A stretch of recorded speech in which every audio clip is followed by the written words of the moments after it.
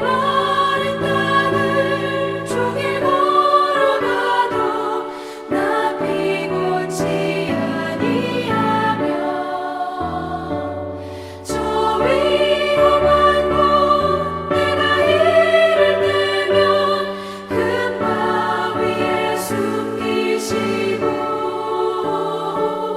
주 손으로 덮으시네. 오 놀라운 구세주 예수 내 주 내 모든 짐 벗기시네. 죄 안에서 날 끌어올리시며 또 나에게 힘 주시네. 메마른 땅을 종일 걸어가도 나 피곤치 아니하며 저 위험한 곳 내가 이를 때면 큰 바위에 숨기시고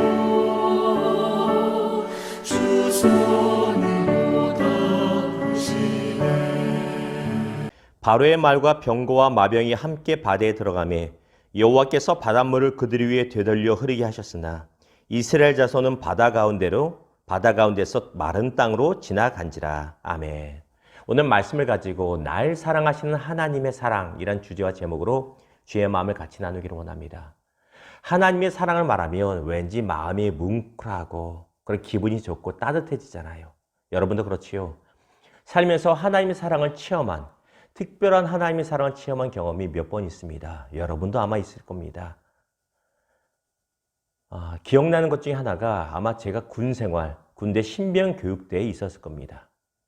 군대 신병교육대에서, 신병교육대가 아니라 아마 첫 번째 유격 훈련을 받을 때입니다. 아직 일병인가요? 일병 처음 달고 이제 유격 훈련을 받는데 다른 거는 그래도 다 하겠어요. 체력이 부족해도 운동신경이 부족해서 하겠는데 이 외줄타기 있잖아요. 산의 계곡과 계곡 사이에 외줄을 해놓고 한 100m, 200m 외줄로 가야 되는 거. 원래 고소공포증이 있는 데다가 팔에 힘이 없으니 꼼짝없이 죽겠다는 생각이 들어서 못 하겠는 거예요. 앞에 줄부터 쭉쭉 이제 올라가서 타기 시작합니다. 제가 얼마나 기도했는지 몰라요. 하나님, 나 이것만큼 면하게 해주세요. 하나님, 다른 건 다 하겠는데 하나님 자녀니 이것만큼은 면하게 해주세요. 그렇게 기도를 했어요. 5분 했나 10분 했나요? 이 기합을 받아가면서 왜? 정신통일을 해야 되니까, 차려야 되니까 훈련을 하면서도 기도를 속으로 그렇게 간절했습니다. 근데 놀란 거는요. 제 앞에 줄까지 왔는데 갑자기 하늘이 어두워지더니 우박이, 거짓말 말고요, 한 이만한 우박이요. 골프공만 할까요? 그만한 우박이 엄청나게 쏟아지는 생각합니다. 군인들이야 철모를 썼으니 머리에 상하지 않는데 너무 몸이 아픈 거예요. 그래서 부대의 명령이 긴급하게 다 철수하라고 해서 다시 산에서 평지로 내려와서 그냥 평지 훈련 받는 것으로 대체가 되었습니다. 저희 삶 가운데 하나님 아버지 특별한 사랑을 체험한 몇 번의 경험 중에 한 번입니다.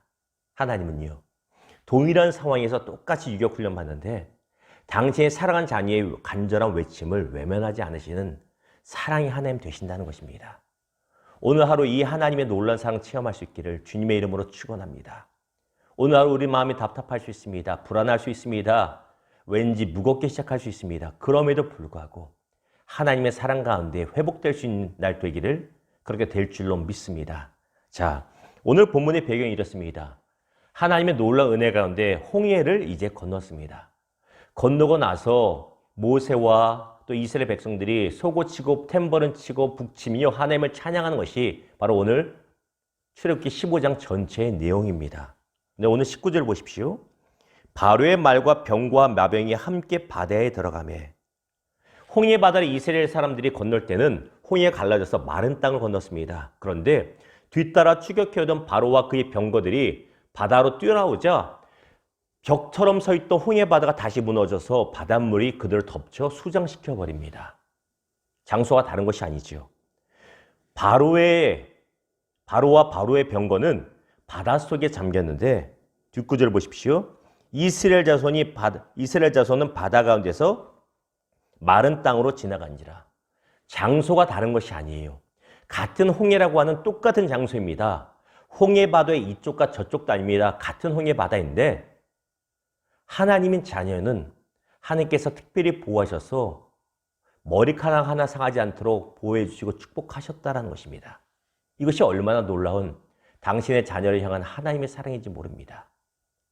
홍해 사건 이전에도 고센 땅에서 수많은 재앙들이 있었지만 하나님께서 이스라엘 자손이 견디기 힘든 재앙 가운데서는 늘 보호하시고 그 땅에 해가 없도록 만들어주신 것을 우리가 기억할 수 있다는 것입니다. 이것이 무엇입니까? 어려운 상황 가운데서 당신의 자녀를 보호하시는 하나님 아버지의 사랑입니다. 우리가 참 어려운 시기를 계속 지나고 있습니다. 이 어려운 시기 가운데 하나님 아버지의 자녀 사랑을 체험할 수 있기를, 놀라운 간증의 입술이 나오기를 주님의 이름으로 축원합니다. 그러므로 우리가 그 하나님의 놀라운 사랑을 늘 의지하기를 소망합니다.